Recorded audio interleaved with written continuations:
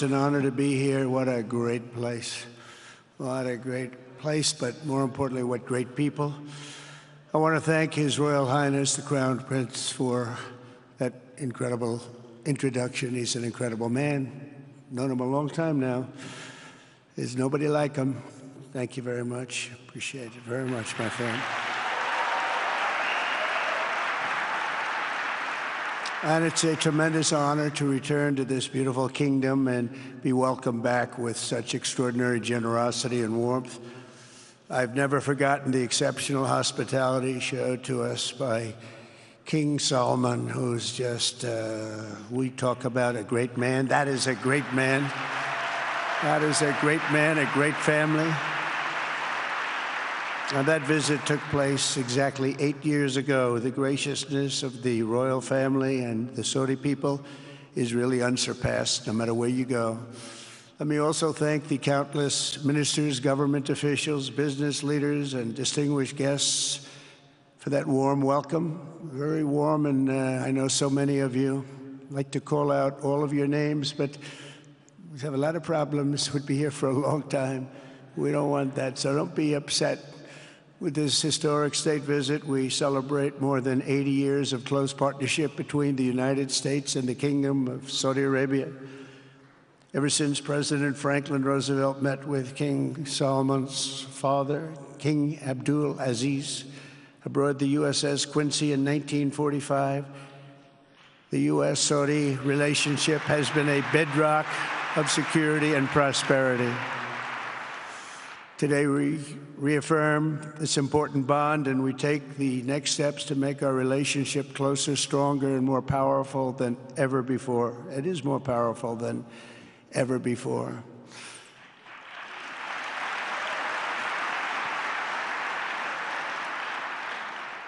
And by the way, it will remain that way. We don't go in and out like other people. It will remain that way.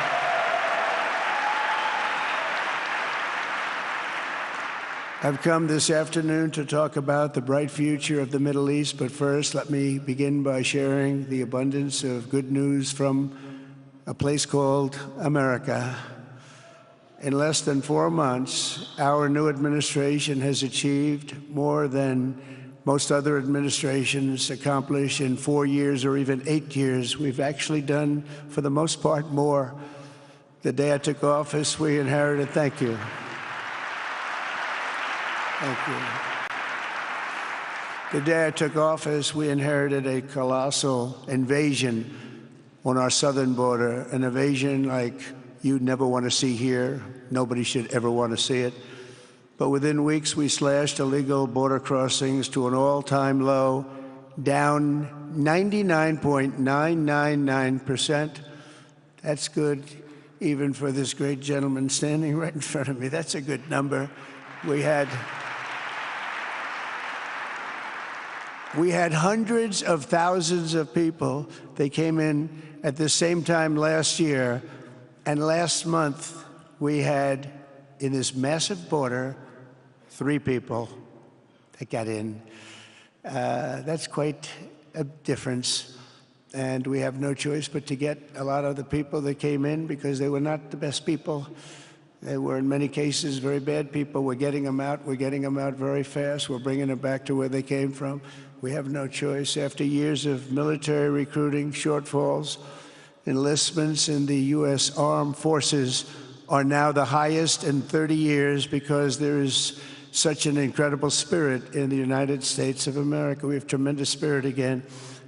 Just about a year ago, it was a big story, front page on every paper all over the world, that nobody wanted to enlist in our military, meaning we were way under enlisted.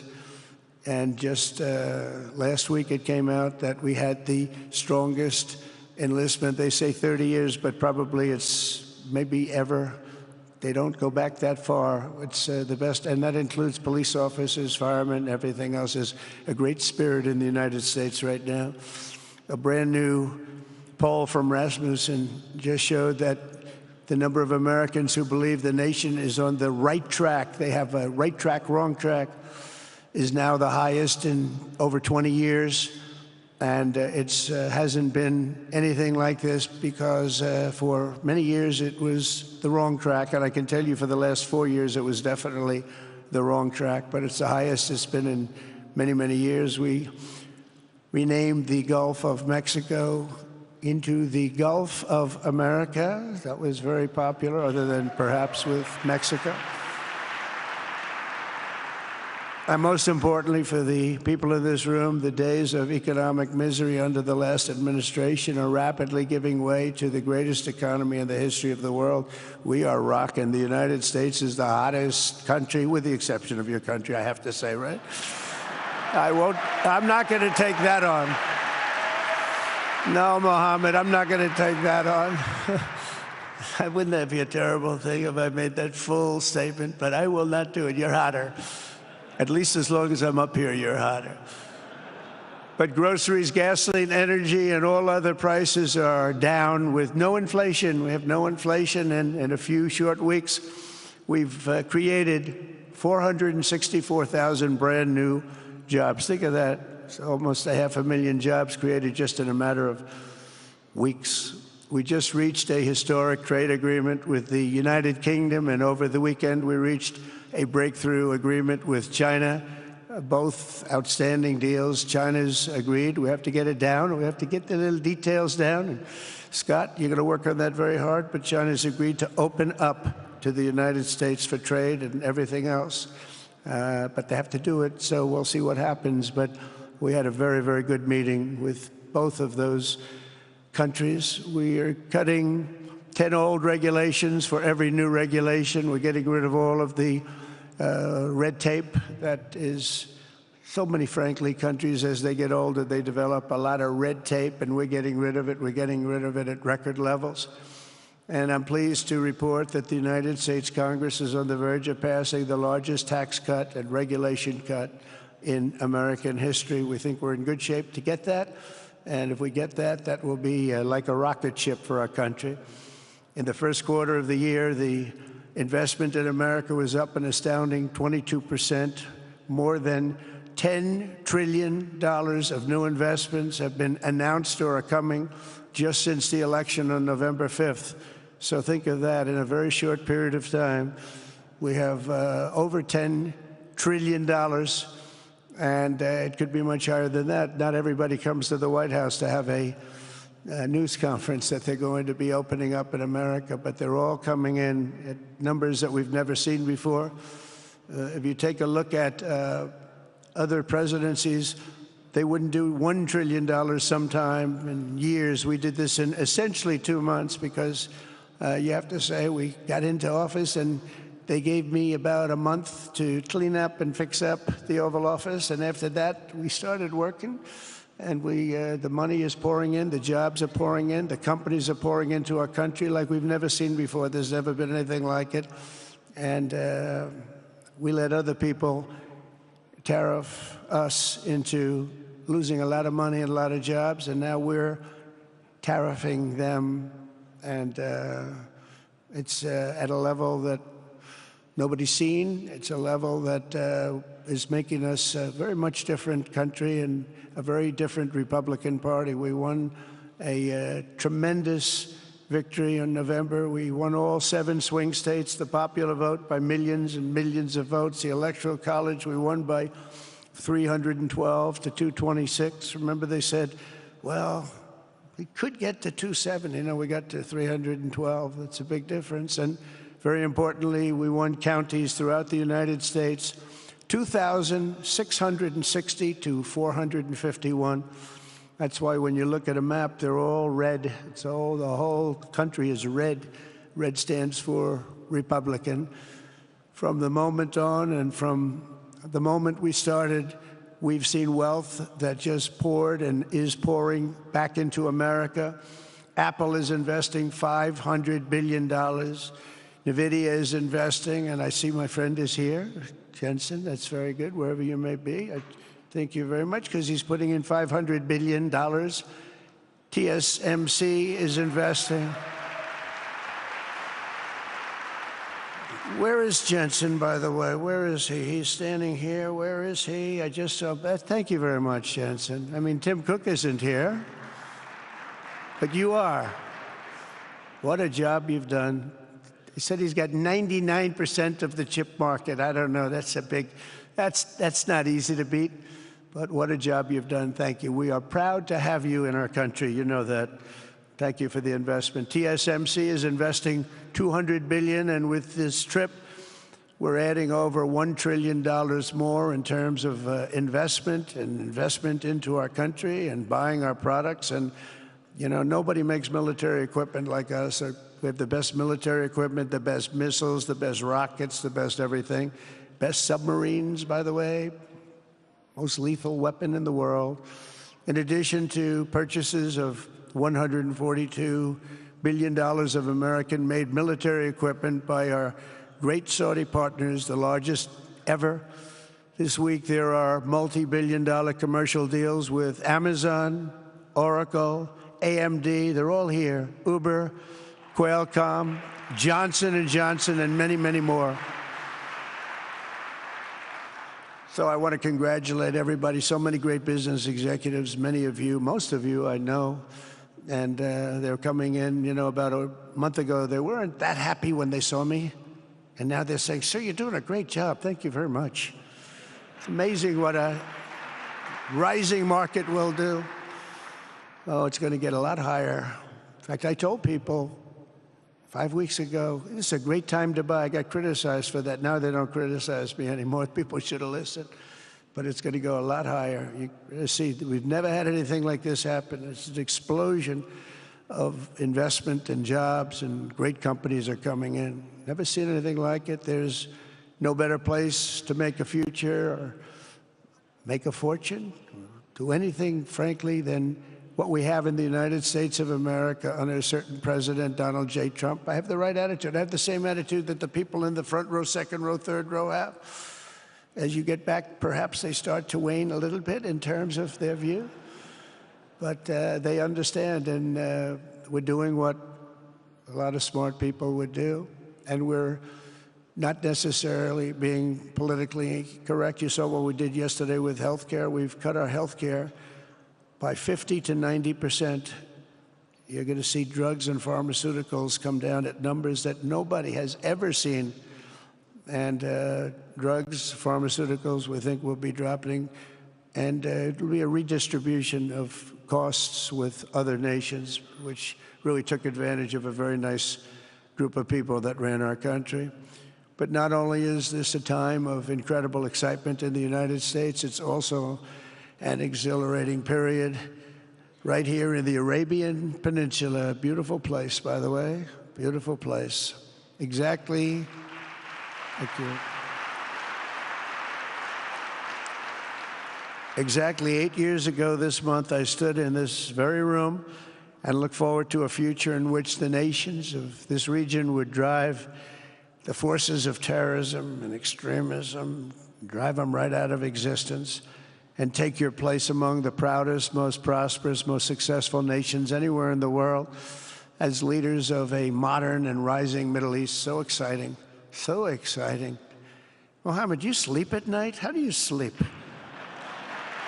Huh? Just thinking.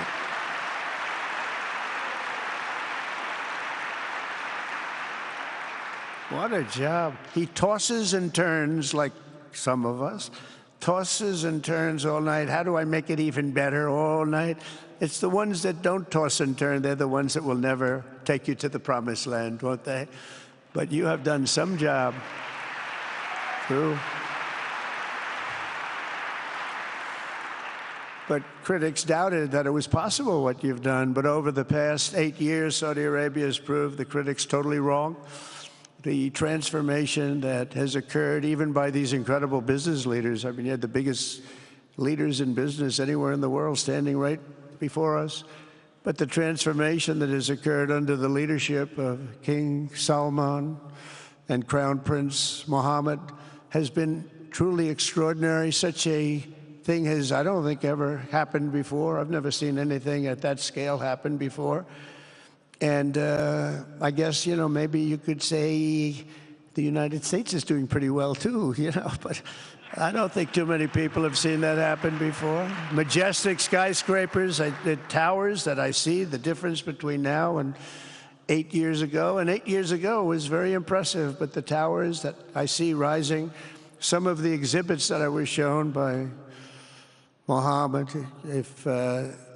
what I've seen there is just an amazing, it's an amazing process, amazing genius of so many people, architecture, but I have a feeling I know where many of those ideas came from.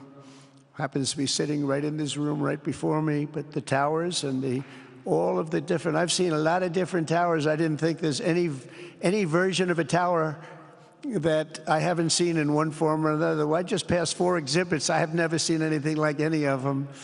So it's going to be very exciting. And they sit among the ancient wonders of a growing and exciting city. It's really amazing. Riyadh is becoming not just a seat of government, but a major business, cultural, and high-tech capital of the entire world. The World Cup is here. Johnny, just stand up, Johnny. Johnny, thank you, Johnny.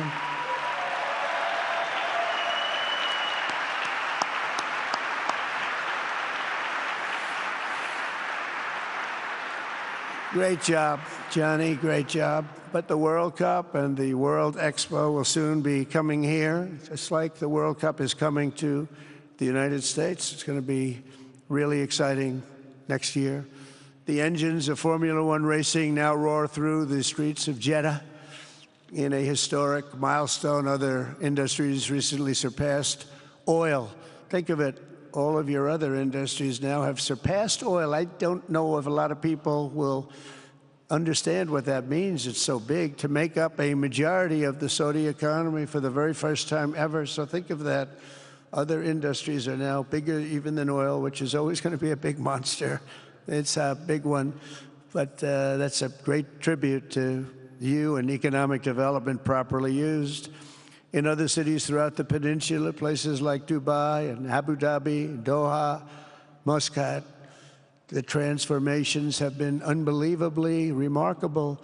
Before our eyes, a new generation of leaders is transcending the ancient conflicts of tired divisions of the past and forging a future where the Middle East is defined by commerce, not chaos, where it exports technology, not terrorism, and where people of different nations, religions, and creeds are building cities together, not bombing each other out of existence. We don't want that.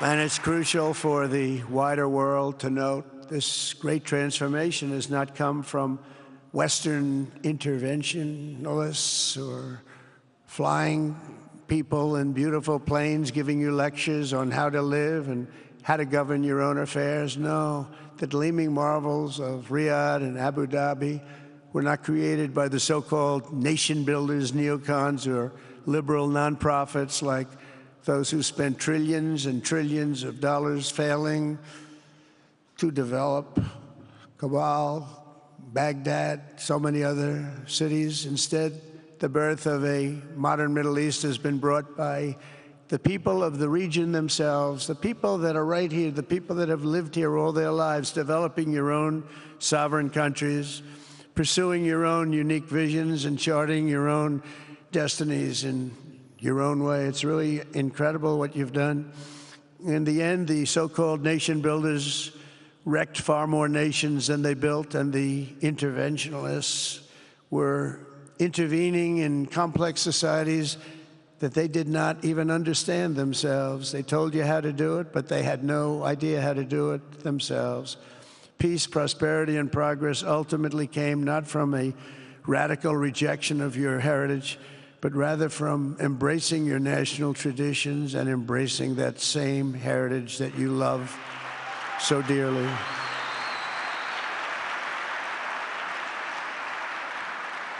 And it's something only you could do.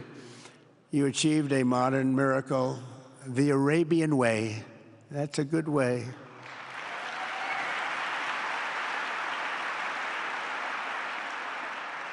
Today, the Gulf nations have shown this entire region a path towards safe and orderly societies with improving quality of life, flourishing economic growth, expanding personal freedoms, and increasing responsibilities on the world stage.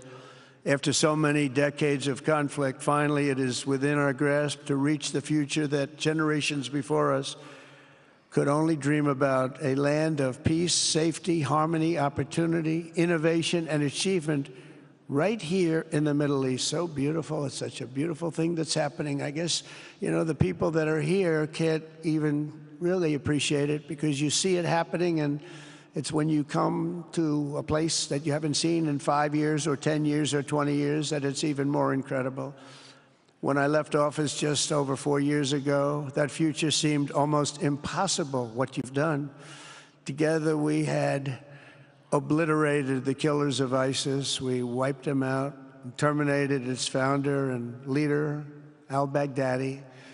We had healed the divide in the Gulf Cooperation Council, it's a very big deal, and united the nations of the region to stand against the enemies of all civilization. We'd imposed unprecedented sanctions on Iran and starved the regime of resources to fund terror. They were unable to fund anything because they had no money left. They had no money.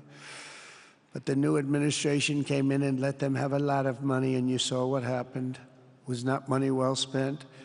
And with the historic Abraham Accords that we're so proud of, all the momentum was aimed at peace, and it aimed very successfully. It's been an amazing thing, the Abraham Accords, and it's my fervent hope, wish, and even my dream that Saudi Arabia, a place I have such respect for, especially over the last fairly short period of time, what you've been able to do, but we'll soon be joining the Abraham Accords. I think it'll be a tremendous tribute to your country, and it will be something that's really going to be very important for the future of the Middle East.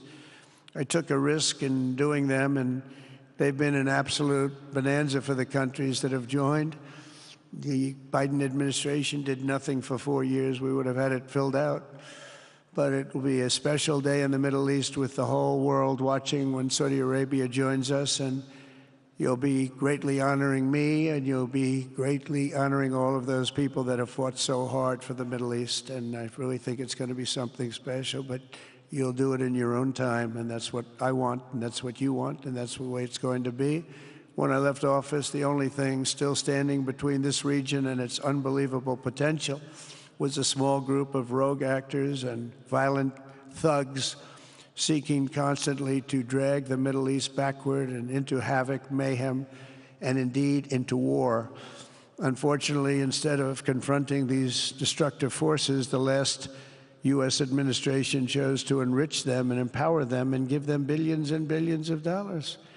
The Biden administration, the worst administration in the history of our country, by the way, spurned our most trusted and longstanding Gulf partners, and I can say partners worldwide, one of our great, great partners, no matter who we look to, and we have great partners in the world, but we have none stronger and nobody like the gentleman that's right before me. He's your greatest representative, greatest representative.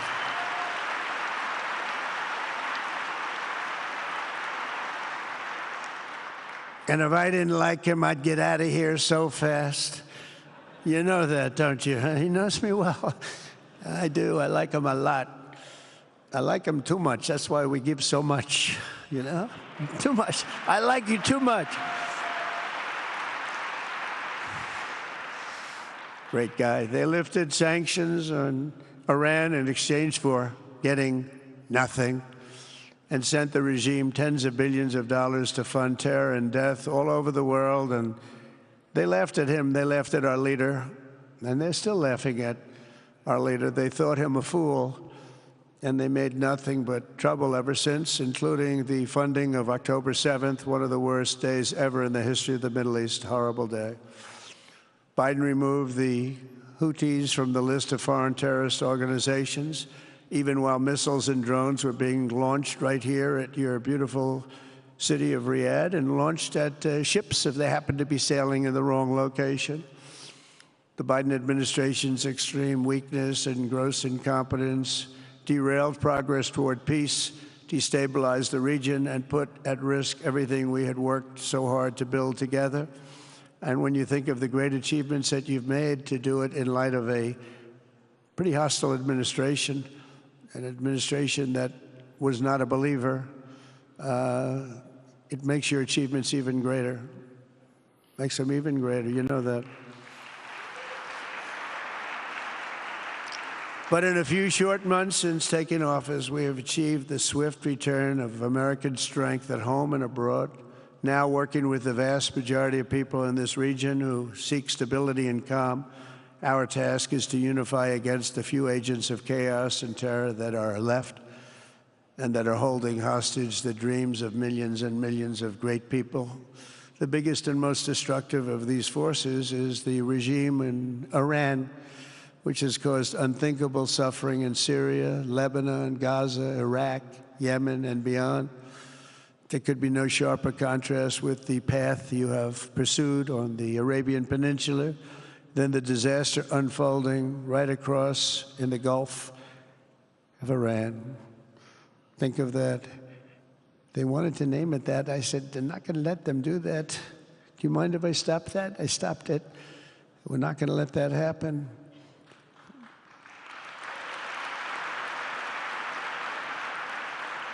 While you have been constructing the world's tallest skyscrapers in Jeddah and Dubai, Tehran's 1979 landmarks are collapsing into rubble and dust. They had it going for a little while under a much different system, but those buildings are largely falling apart, falling down, while you're building some of the world's biggest and most incredible infrastructure projects. Buildings, all sorts of things you're building that nobody's ever even seen before.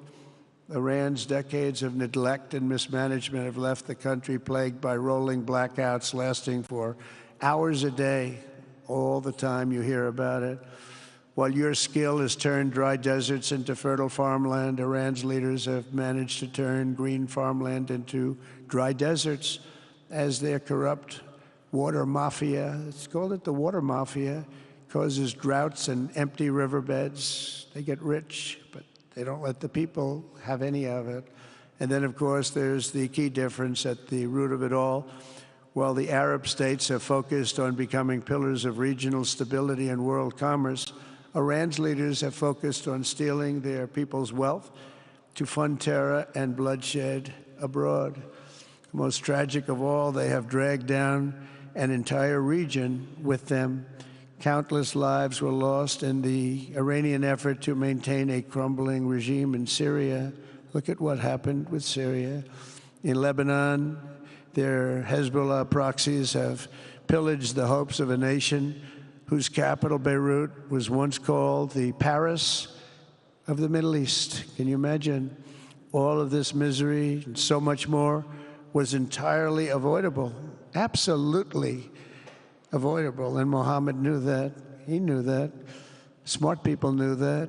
If only the Iranian regime had focused on building their nation up instead of tearing the region down.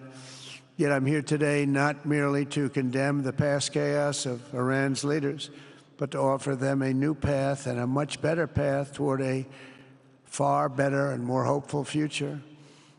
As I've shown repeatedly, I am willing to end past conflicts and forge new partnerships for a better and more stable world, even if our differences may be very profound, which obviously they are in the case of Iran.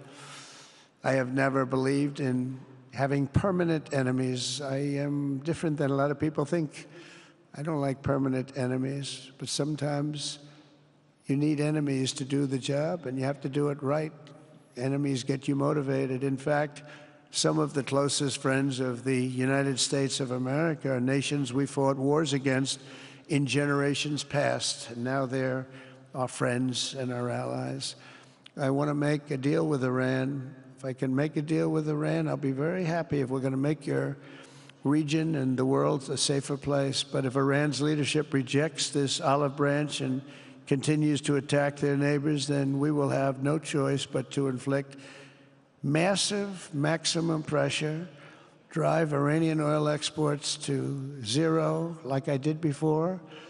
If you know that, they were a virtually bankrupt country because of what I did. They had no money for terror. They had no money for Hamas or Hezbollah, and take all action required to stop the regime from ever having a nuclear weapon. Iran will never have a nuclear weapon.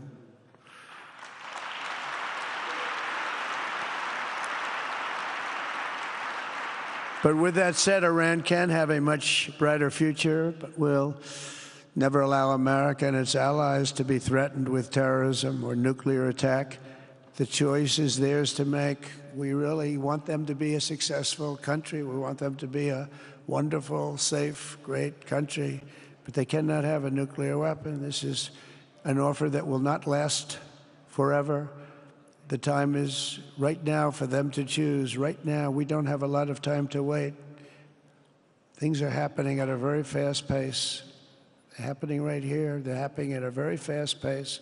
So they have to make their move right now, one way or the other. Make your move. As I said in my inaugural address, my greatest hope is to be a peacemaker and to be a unifier. I don't like war. We have the greatest military, by the way, in the history of the world. You know, I rebuilt our military in my first 4 years and rebuilt it into the most powerful military there is. And you saw that when I knocked out ISIS in 3 weeks. People said it would take 4 years, 5 years. I did it. We did it in 3 weeks. Just days ago, my administration successfully brokered a historic ceasefire to stop the escalating violence between India and Pakistan.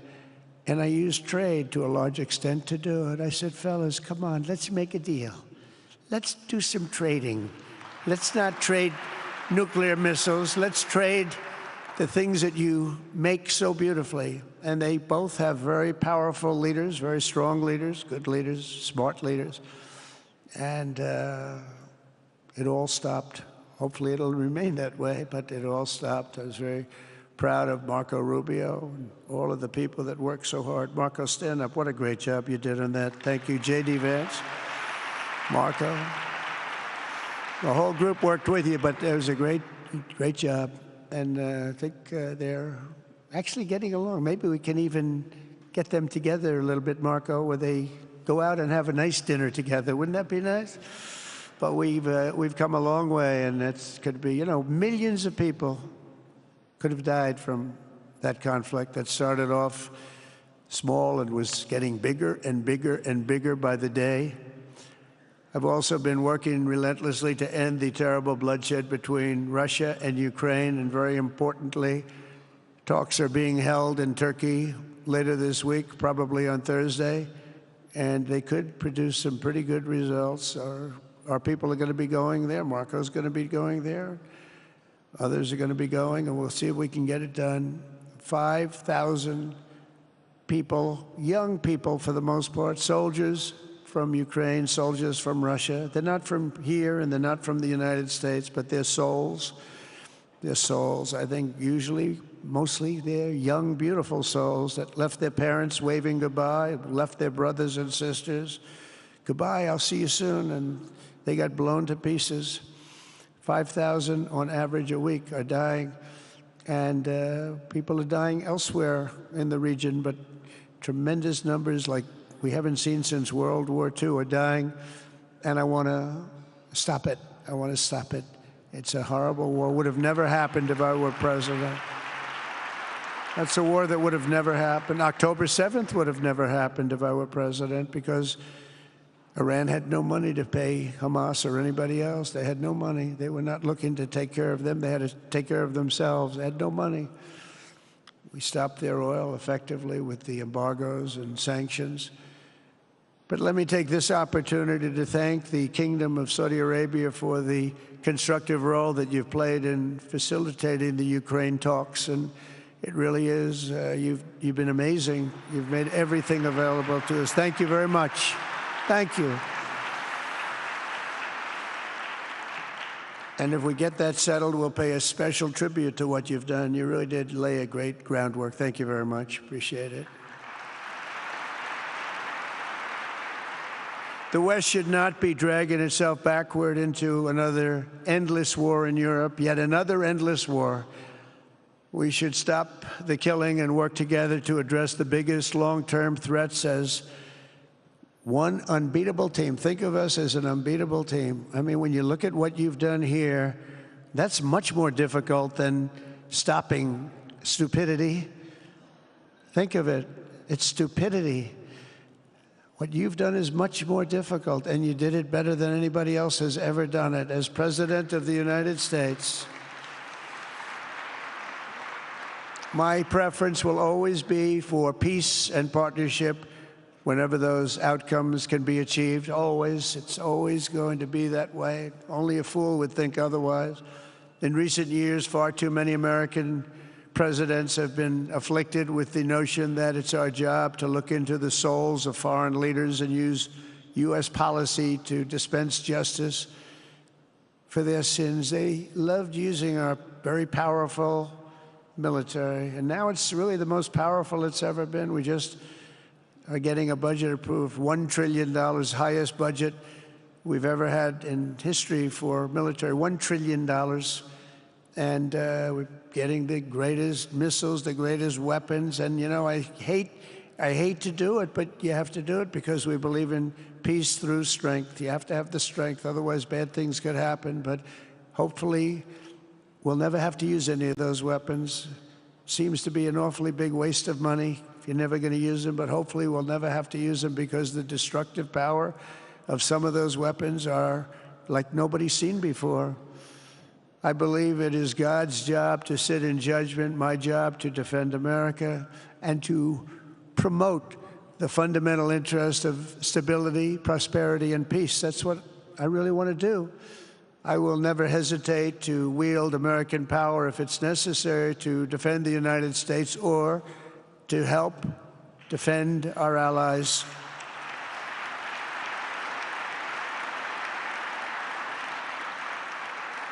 And there will be no mercy for any foe who tries to do us or them harm. We will have no mercy. They understand that. That's why I've been pretty lucky. A lot of people think, you know, he's looking to fight. He's looking to fight, and things get settled. It's an amazing thing when they really think you mean it.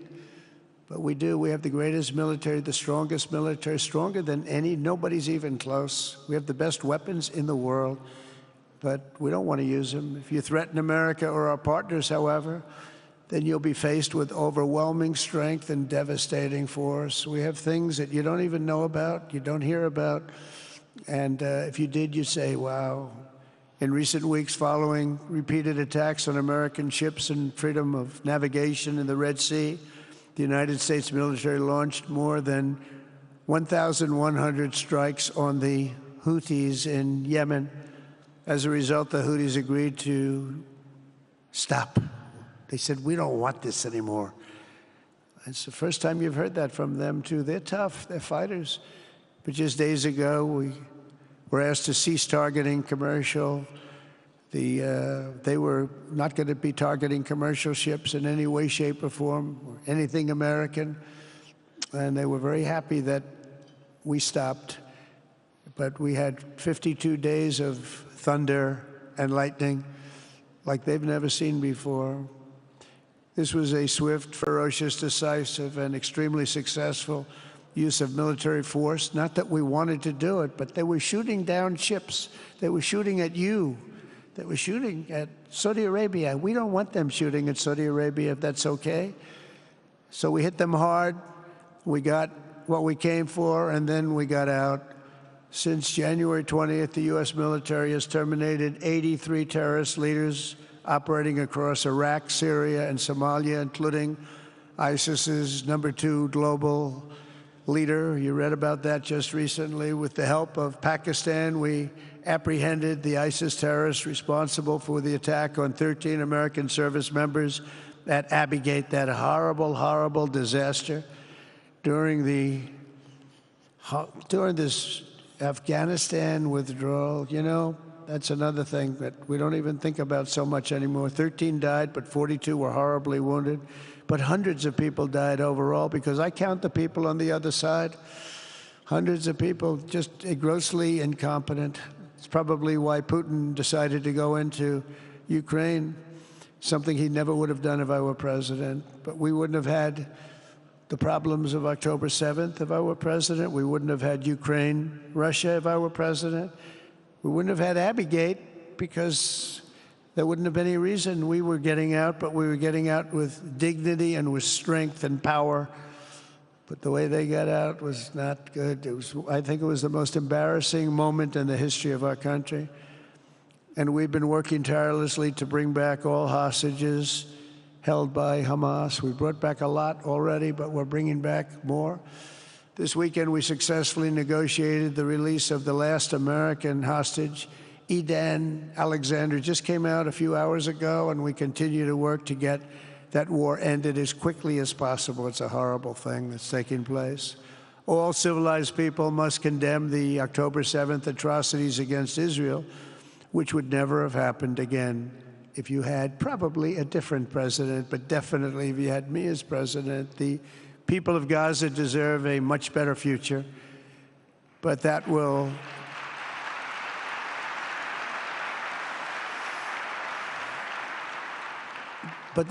or can not occur as long as their leaders choose to kidnap, torture, and target innocent men, women, and children for political ends. The way those people are treated in Gaza, there's not a place in the world where people are treated so badly. It's horrible. After years of suffering, two of the nations most ravaged by terror are finally beginning to end their long nightmares under the new generation of leaders. In Lebanon, where a friend of mine has just become the ambassador. He's going to be great. I said, you know, that could be a very dangerous job. He said, I was born there. I'm Lebanese. I love that country. I said, but it's very dangerous. You know, this is a friend of mine from New York. I said, but it's very dangerous. Are you sure you want to do it? I never thought of him as being a warrior, but he is a warrior. He loves his country. He said, if I'm injured or die, I'm dying for a country that I love. He grew up there. It's horrible what's happened in Lebanon, but you have a great ambassador, I can tell you that. In Lebanon, which has been endlessly victimized by Hezbollah and their sponsor, Iran, a new president and prime minister have brought the first real chance in decades for a more productive partnership with the United States, and we're going to work with their new ambassador and everybody else, Marco, and we're going to see if we can really help them out and let them get over that very high grid that they're going to have to get over.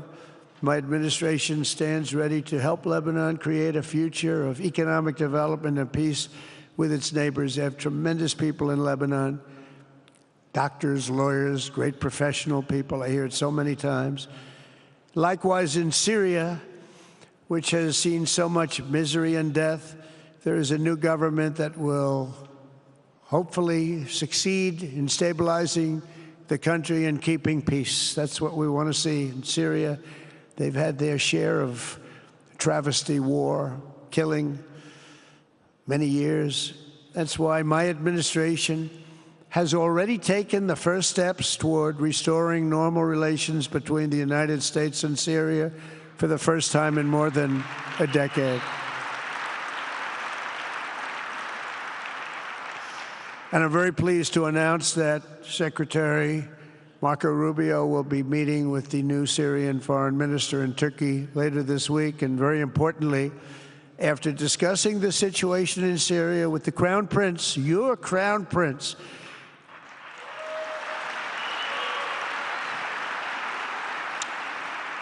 and also with President Erdogan of Turkey, who called me the other day and asked for a very similar thing, among others, and friends of mine, people that I have a lot of respect for in the Middle East, I will be ordering the cessation of sanctions against Syria in order to give them a chance at greatness.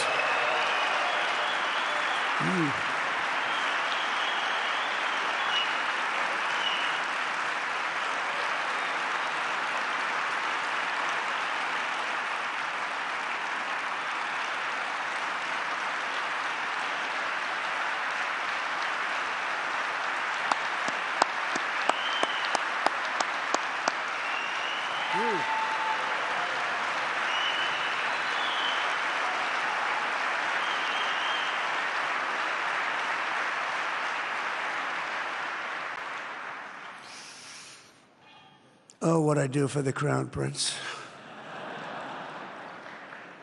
The sanctions were brutal and crippling and served as an important, really an important function, nevertheless, at the time. But now it's their time to shine. It's their time to shine. We're taking them all off, and they're going to have, I think they're going to have, based on the people and the spirit and everything else that I'm hearing about.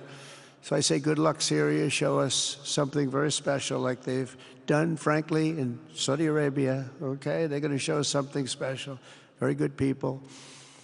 Everywhere we can, my administration is pursuing peaceful engagement, offering a strong and steady hand of friendship to all that will take it in good faith.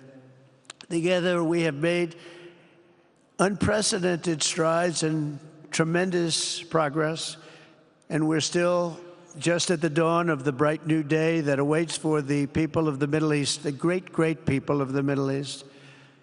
If the responsible nations of this region seize this moment, put aside your differences and focus on the interests that unite you, then all of humanity will soon be amazed at what they will see right here in this geographic center of the world. It really is. It's like a center of the world and the spiritual heart of its greatest faiths.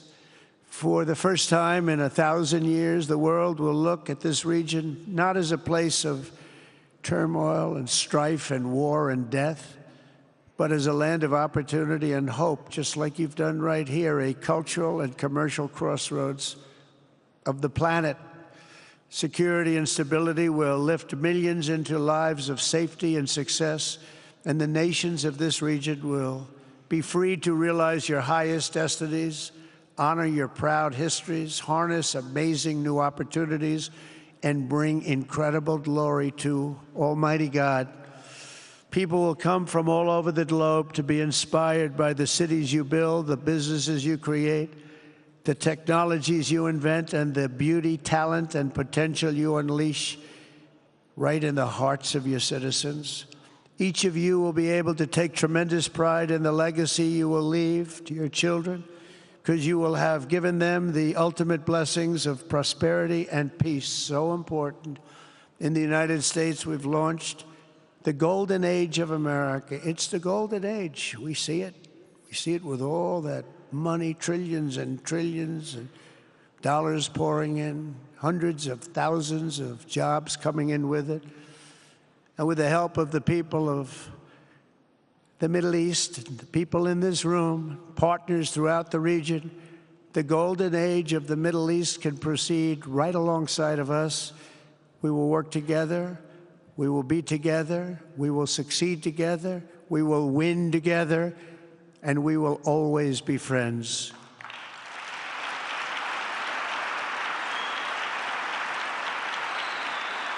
Thank you.